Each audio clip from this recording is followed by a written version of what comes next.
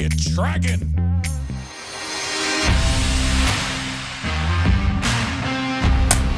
Hey everybody, Tracking Pat here, and today I'm making a video on the defaults and options of the RMX control. So here's how it works, right? On the screen here, if I go to defaults, you're gonna have a list of parameters and defaults that you can preset before you start programming. Okay, that part hasn't changed. I do want to point out at the very top where it says default user, that right underneath that it says use service code 600 to create or modify profiles. So what that means is I can get out of here, I can go to setup mode, service code 600, and then in here I can create as many profiles as you want. As you can see here, I've got the defaults, and then I also have one under my actual name, right? And so if I wanted to make another one, I would just come in here, type what it is, and when I hit the set key, it would add it into this list, all right? So I'm gonna go back to where I was, which is in the defaults page. I'm gonna leave it on the default user and just describe what all of these things do and mean. So starting at number 1, it's set right now to work in feet per minute, which is inches per minute. You do have the ability to use the drop-down menu and change it to feet per tooth, okay? The next thing is RPM. It's set for RPM, so that means that's the questions it's going to ask when you're programming. You can change that to surface footage. Next, on number 3, it's talking about your drilling peck cycles, right? So in the peck type, if I use the drop-down menu, there's 3 types of pecks. Variable means that it's going to lessen each peck the deeper it gets into the hole, but still come back to Z-rapid in between to clear the chip. If I go to fixed pecks, every peck's going to be exactly the same size, still come back to Z-rapid to clear the chips. If I go to chip break, then it's going to be every peck is the same size, but it's only going to back off about 20 thousandths to break the chip and continue to go deeper through the hole. Generally, I leave this on variable. Number 4 is talking about your profile. So first of all, it's assuming that in a pocket or a profile where you've got quite a bit of depth in the Z-axis, how many passes do you want to have? I leave it at 1 because I can change this in my program if I need 4 or 5 or 6. So it doesn't really make sense to me to put a bunch of different numbers in that. If I'm using depth of pass instead of number of passes, then I can set a default for how deep I want each pass to be. And again, I can change that in the program. Underneath that, you'll see depth per pass here and number of passes. This is the one that's controlling what it's going to ask you. So in here, it's saying, hey, which one of these do you want to show up in the program mode? I'm just going to leave it on number of passes for now. You can change that also in the options page when you're programming. Number of rest passes. Rest passes are when you're using a second tool in a pocket and you're trying to machine what the first tool couldn't get to. It usually assumes that it's going to be a smaller tool, therefore you're probably going to need more passes, so we have it set to 2. Depth of pass, you'll notice that's half of what it is for the original tool as well. As I scroll forward, you're going to also see in here that there's a place to put your finish cut. So if I always wanted to have 10 thousandths be my finish cut, putting it in there makes it show up automatically in the program mode. Under 5, we're talking about your step over. So since you have 3 different tool paths, it's saying for your standard tool paths, which are offset and parallel, we're going to use 70% of the cutter to cut with and overlap with the other 30%. If I'm using adaptive tool path, then we cut that in half to 35, but both of these are adjustable under the options page when you're in the program mode. Also with your offset tool paths here, we have these set for just the Z finish cut, right? So we're using 95% in both of those because generally your Z finish cut's going to be 5 thousandths or less. So it doesn't really matter, okay? Under your face mill event, we're also using 95% of the tool because that's generally a skim cut on top of the part. You could adjust it if you want to. Under cutting method is saying zigzag, which means it's going to cut both directions when it's doing a facing event. You can change that to single direction, which is going to make it move completely off the part on each pass and then come back down and cut in the same direction.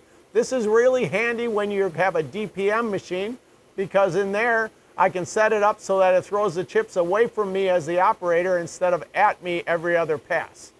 Z finish cut, if I wanted to have one in here for my face mill, I would just tell it what I want to be. Again, I could change that in the program mode.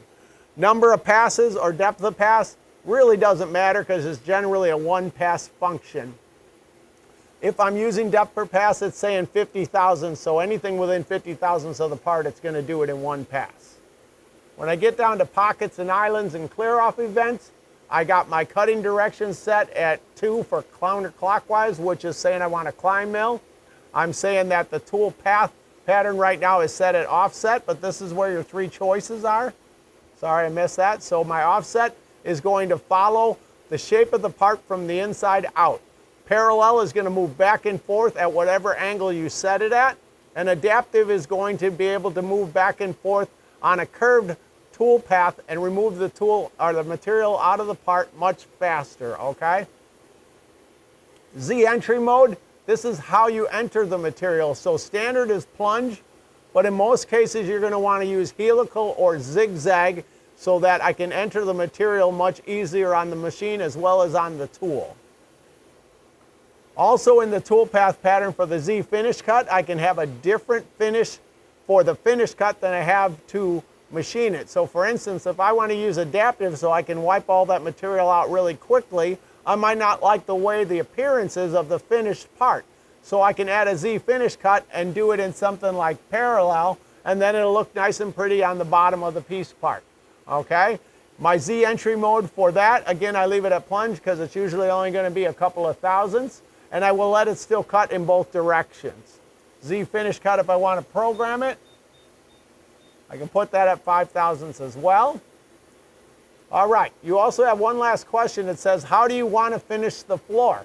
So I can use the finish tool to do the whole floor after it's removed all the material, or you can change that to use both tools, but you'll probably get a better finish if you just let one tool do the whole floor. So I leave it on finish. All right, helical entry pitch.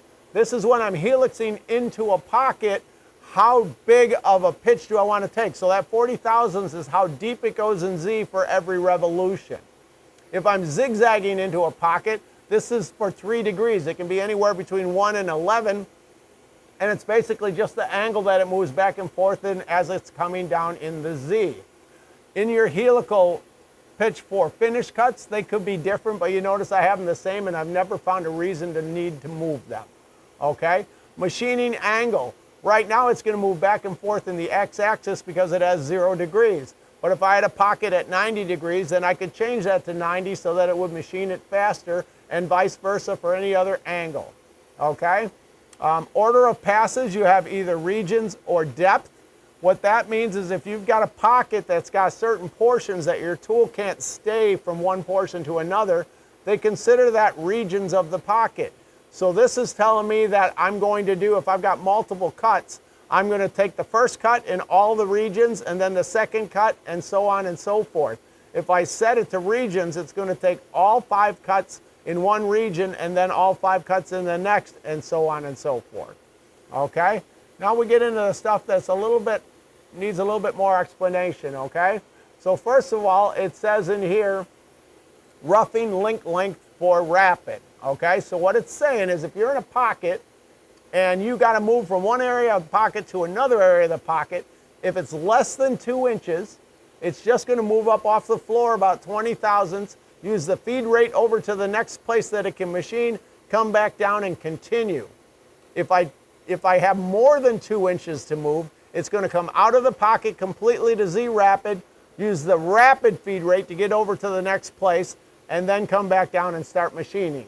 The same thing is true for finish cuts on the Z axis, and you can change that number if needed, if you want it to be smaller or bigger. It's all determined by you. Minimum curvature radius is talking about adaptive machining. So this is the smallest radius that it can currently cut when you're trying to do adaptive. So if you have an instance where the tool and the size of what you're going through are very close in size, you might not have enough room for that tool to move on a 40-degree arc. If that's true, you can change that to a smaller value to make sure that it continues to use the adaptive process to keep machining. Minimum curvature radius for the Z finish cut is exactly the same. Generally speaking, I would go to a smaller tool and I wouldn't have to adjust this. Rough cut tolerance for no finish cut and rough cut tolerance with a finish cut. Basically, what that's saying is If you don't have a finish cut, I'm going to try to get the tool within 2/10 of everywhere I go so you have a good looking part. If I'm using a finish cut, I don't have to be as accurate. That's why it's set to 5/1000ths, because either way, the last pass around the part is going to clean it up. Okay? You have a rest cut tolerance also, which is saying when I'm just machining that extra stuff with a second tool, how close do I have to need to be before I finish? In my circle pocket events, I have 2 different tool paths in here too, either offset or spiral. Generally, we like to use spiral because it starts from the center of the part and works its way out at whatever size we say the Stepover should be. And the same thing will be true for the Z finish cut. For the thread milling events, do we want to set it for a number of passes, or do we want to set it a depth per pass? That's entirely up to you. It's optional. The depth per pass right now is set to 10/1000ths, so I would probably just leave it right there. Next, we're talking about engraving. On all the older machines, it used to have the engraving have the reference point be in the lower left corner. I prefer this to be in the center because it's easier to put it in the center of where I want the engraving to show up. But you can use it either way. On my subroutines, I'm telling it I want my speeds, my feed rates, to be 100% of everything that is being repeated, which is the original. Seldom would I ever change that. Mirror direction, I would change this from forward to backwards, because if I have a part that I milled and I climb milled it, once I mirror image it, the next part will be conventionally cut. So switching that to backwards, both parts will be cut in the same order. Multiple fixtures, if I'm using more than one fixture, I never know how many it's going to be, so leaving it at 2 is just going to assume that you're only going to have 2. You can change that anywhere. Inches or millimeters, this is saying that the machine's going to boot up in one or the other. So here in the US, we leave it on inches. I'm sure in a lot of other places it's stuck on millimeters. Radius or diameter, this is something we added recently because we had some events that worked in diameter and some that called out wanting to know the radius. So now you have the ability to tell it every event's either going to be diameter or radial at your discretion. This is telling me, do we start up in 2-axis or 3-axis mode? Generally speaking, unless it's a 2-axis retrofit or a knee mill, you're probably going to leave it in 3-axis, but you can change it at any time through the setup, through the status button, right? My maximum feed rates on this is a TMC, so the maximum feed rate is 1,000 inches per minute as long as I'm in the production ops. If I'm in a DPM, that would be 400 inches a minute, okay? That's why it shows you in tool room ops, it's also 400. Tool compensation normally is going to be on the left, so I'm going to leave that defaulted to the left. Parasolid offsets, these are for when I'm using the parasolid converter and what do I want to add to my rapid points, to my depths when I'm drilling or milling through the part. Z rapid here is where I'd set my standard Z rapid of whatever I might want it to be when I'm machining, and it's going to call that out automatically in the program mode. And the last one down here is going to be the Z safety plane and how high I want to be to clear my clamps and things like that. Okay? Sorry, there are a couple more. In an auxiliary event, this is allowing me in a TMC to tell it where to position the X-axis so that if I use a tool change position and it moves the table forward, I have it centered in my windows so I can get the parts in and out. Showing supported files only is turned off, which means any file that I have on my USB stick or my network, I am able to see on the screen. If I turn that on, I will only see programs that the ProtoTRAK can understand. When I go to verify, I can tell it whether I want the tool to be solid or transparent. It's easier with transparency because I can see through the tool as it's doing the work. Showing the tool holder can be either on or off. I generally leave it off. Can't get it to work with my fingers right now. There we go. I generally leave it off because I can see better. Projection method can be either perspective or it can be parallel. There's not a whole lot of difference in it, but just think of it as one of them is an isometric view and the other one is square. And then simulation precision, it's set to the default value. You can change it to high precision, but if you do that, it's going to slow down the process because it's using more pixels to draw the picture for you. Okay, so that completes how all the defaults work. And then to give you just a super simple example, if I go into a program and I want to just do something like a milling event, in each milling event, you're going to have an options page. And these are the things that you can change that are in your defaults, which will only adjust this certain event.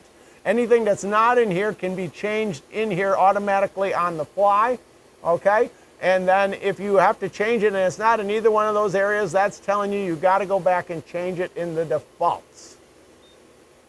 Whew. So all that being said nice and quickly, I hope you were able to follow along. Hopefully you might be able to back me up and look at it again. And what did he say again? Nonetheless, the mill has a lot of defaults, which makes it a very powerful control. So keep in mind, this is just a brief description of what they're all for. I'm sure if you go into the EPA and you look, you'll get a slower description of what each one of them is, okay? Thanks for putting up with me through this one. It was a lot of talking. I'll see you in the next video, and as always, remember to keep on tracking.